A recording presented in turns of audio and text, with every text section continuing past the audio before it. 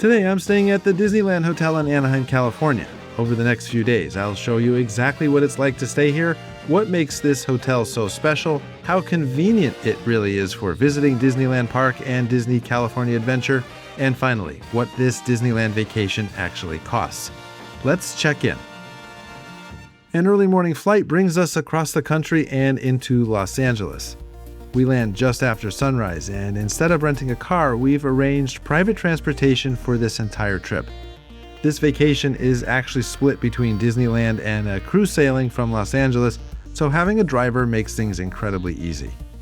And if you've ever heard horror stories about Los Angeles traffic, you're probably expecting this drive to take forever. Somehow, our driver seems to know every shortcut imaginable. Before long, the Disneyland Resort comes into view. And even after all these years, that first glimpse still feels special. Long before there was a Walt Disney World Resort in Florida, long before there were Disney cruise ships sailing the Caribbean, long before Disney built resorts around the world, there was Disneyland. And right beside Walt Disney's original theme park sits one of the most iconic hotels Disney has ever built. Arriving at the Disneyland Hotel feels different than checking into most Disney resorts. There's a sense of history here. This isn't just another themed hotel. This is a place where Walt Disney actually spent time. That's something none of the Walt Disney World hotels can claim. The moment we walk through the doors, I can feel that connection. There's nostalgia everywhere. The lobby strikes a balance between classic Disney and modern California style.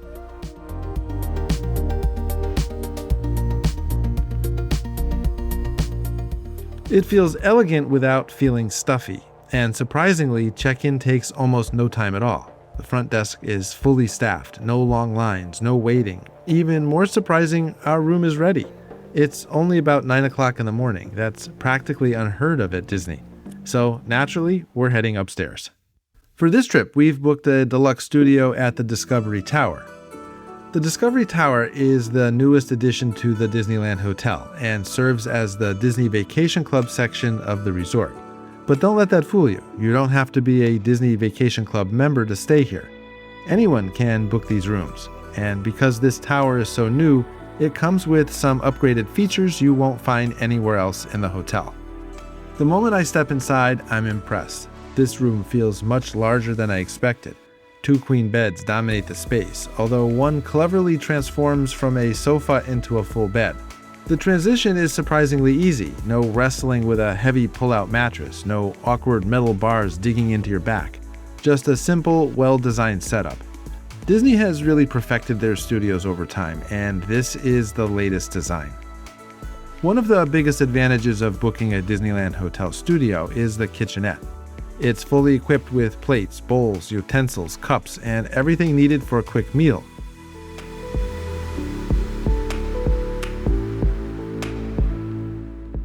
The coffee station features Disneyland-branded coffee and tea. A mini refrigerator, microwave, and toaster round out the setup. For families looking to save a little money on breakfast before heading into the parks, this is incredibly convenient. And trust me, after seeing Disneyland food prices for a few days, you'll appreciate having this option. The bathroom continues the modern California design. Beautiful green tiles create a tropical atmosphere. The space feels clean, fresh, and upscale.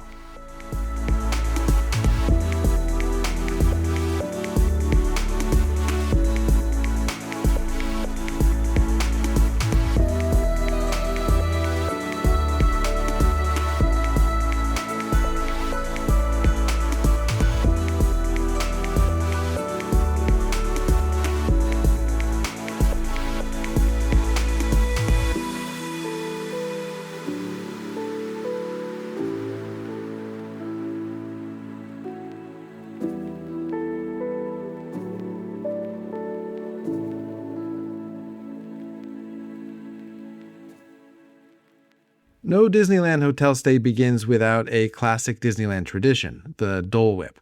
If you've never had one before, imagine a creamy pineapple soft serve that's somehow refreshing and indulgent at the same time. It's one of Disneyland's most famous snacks, and over at Tangaroa Terrace, it's practically mandatory. As we enjoy our Dole Whips, we begin planning the rest of our day. And because we're in California, the choice feels obvious. we're heading to Disney's California Adventure. One thing I love about staying at the Disneyland Hotel is just how easy it is to reach the parks. Unlike Walt Disney World, where transportation can sometimes feel like its own attraction, everything here is within walking distance.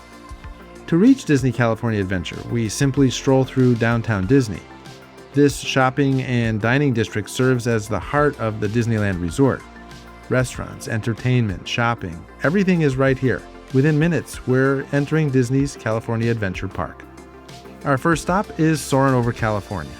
And honestly, I still miss this version back in Florida.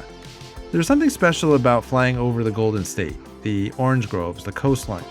It's pure nostalgia, and it's the perfect way to kick off a California vacation. The rest of the morning disappears quickly as we explore the park, but eventually reality catches up with us. That early flight is starting to win, which means it's time for one of the greatest advantages of staying at the Disneyland Hotel, a midday break. Back at the resort, we head directly to the pools. The Disneyland Hotel pool complex is themed around one of Disney's most iconic attractions, the monorail. Towering above the pool area are two massive water slides designed to resemble the original Disneyland monorail. It's one of those details that immediately reminds you of where you are. This isn't just a hotel pool. This is Disney storytelling. Even the pool itself feels different. Instead of a simple rectangle, it's designed as a free-form lagoon pool with plenty of room to spread out. The Discovery Tower has its own dedicated pool area as well. Families with younger children will find the Steamboat Willie splash zone nearby, and throughout the area, lounge chairs create plenty of opportunities for parents to relax. One thing I immediately notice is the temperature. California is cooler than Florida, much cooler. The water definitely has a little bite to it. Let's just say it wakes you up. Apparently, I'm not the only one willing to brave it. The pools remain busy all afternoon. After a little downtime, it's time for dinner, and this might be my favorite restaurant anywhere at Disneyland Resort, Din Tai Fung. Located in downtown Disney, it's just a short walk from the hotel. Reservations here are essential, and once you've eaten here, you'll understand why. We start with the restaurant's famous Xiao Long Bao. These soup dumplings have achieved legendary status for good reason. Each one is filled with savory broth and perfectly seasoned pork. The trick is not burning your mouth when you get too excited and bite into one immediately. A lesson I continue to relearn. We add garlic broccoli and noodles to the table and share everything family style. Every dish is outstanding. This meal alone is worth the trip. On our way back to California Adventure, we take a shortcut through the lobby of the Grand Californian Hotel. The moment I walk through the doors, the atmosphere changes completely. Towering timber beams stretch overhead. Massive stone fireplaces anchor the room. Warm amber lighting reflects off handcrafted woodwork inspired by California's arts and crafts movement.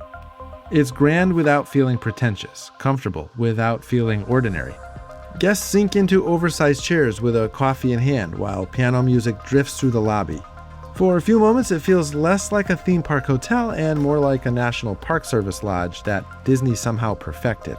I always make a point to stop in whenever I'm at the Disneyland Resort, because places like this remind me that some of Disney's best Imagineering isn't found inside the parks at all. Sometimes it's hiding in the hotels.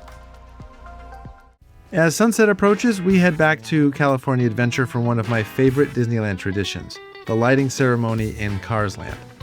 Each evening at sunset, the neon signs flicker to life while music from the 1950s fills the air. For a moment, it's like stepping directly into Radiator Springs. It's simple, it's nostalgic, and somehow it never gets old.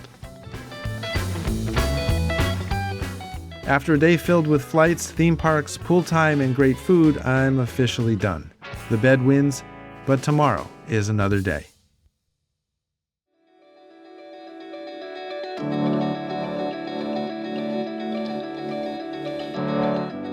Good morning from Southern California. One of the first things I notice is the weather. The air is cool, comfortable, almost jacket weather.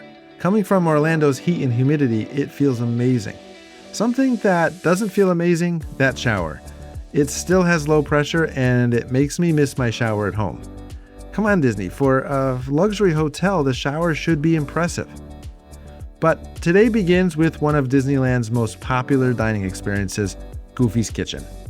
Located inside the Disneyland Hotel, Goofy's Kitchen is one of the few character dining experiences available at Disneyland Resort. But unlike some of the more formal character meals, this one feels wonderfully chaotic, in the best possible way. Goofy is technically in charge, which should probably concern everyone involved. Characters roam throughout the restaurant, interacting with guests while a massive buffet offers everything from Mickey waffles to carved meats and pastries. It's energetic, fun, and a great way to start the day, even at $70 per person. Yeah, it's a $210 breakfast for the three of us. After breakfast, we make our way toward the Disneyland monorail. Now, technically, walking to Disneyland Park is faster, but that's not the point.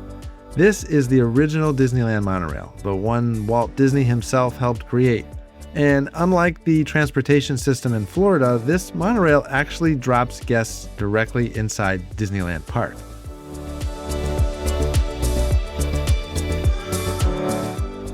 Inside Disneyland, one attraction sits at the top of my must-do list, Mr. Toad's Wild Ride. I don't know how to explain it. It's chaotic, it's weird, it's made of plywood cutouts, it's completely outdated, and somehow it's absurdly perfect. Every time I ride it, I leave smiling. It's one of the attractions I miss most at Walt Disney World.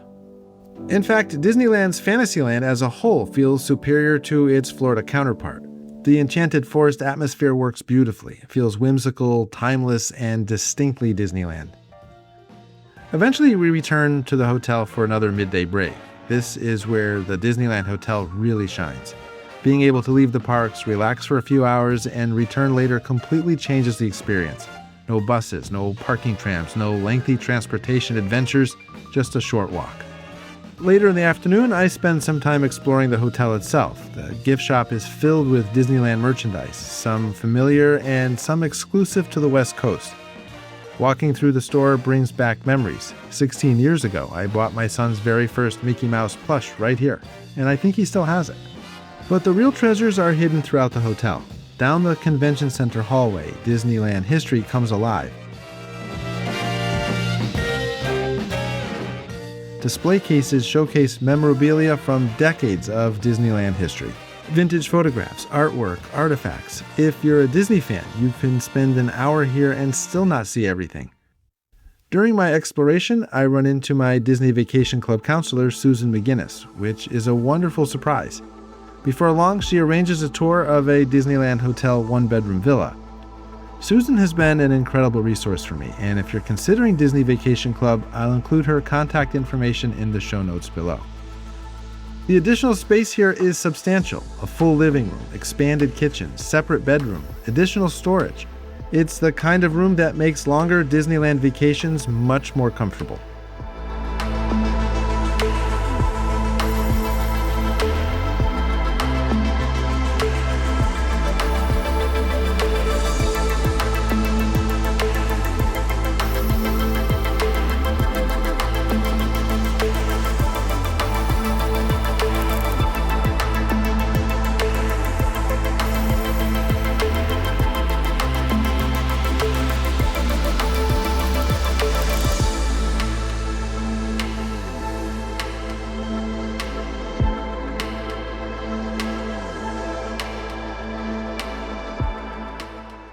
A short walk behind the Disneyland Hotel brings us to the Pixar Place Hotel, and if you've never visited, it's worth the trip. The entire hotel celebrates Pixar animation. From the moment you enter the lobby, you're surrounded by characters and artwork. Disney did an excellent job modernizing this property. It feels fresh, contemporary, and uniquely Pixar. One of the hidden gems here is Great Maple. The menu is outstanding. Think elevated comfort food with creative twists. The restaurant has become a favorite among Disneyland regulars, and after one meal here, it's easy to understand why.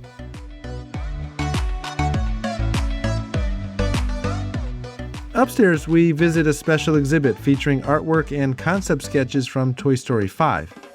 Animation drawings, character studies, creative development pieces.